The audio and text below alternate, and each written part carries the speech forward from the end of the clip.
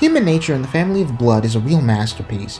A premise that very easily could have been a single episode here really benefits from the breathing room allowed by a whole hour and 30 minutes. We get to really live with the life of John Smith and humanize characters like Joan and Tim, with Jessica Hines doing some particularly powerful acting in her final on-screen moments. Tennant's performance as John Smith is so very clearly its own character while still having shades of the Doctor in him, to the point where we feel like our hero's really gone and share in Martha's frustration. Speaking of Martha, man, what a gauntlet for her. She's the real hero for most of this one, and Freema Agyeman goes so hard that I tend to think of this as Martha's definitive story. Also impressive are the villains here, especially Harry Lloyd and Rebecca Staton, who are hamming it up big time. Truly some top-tier one-off villains. The story also comes with some effective anti-war commentary.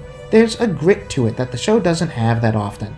Leave your own thoughts on this episode in the comments, and subscribe for more reviews like this one.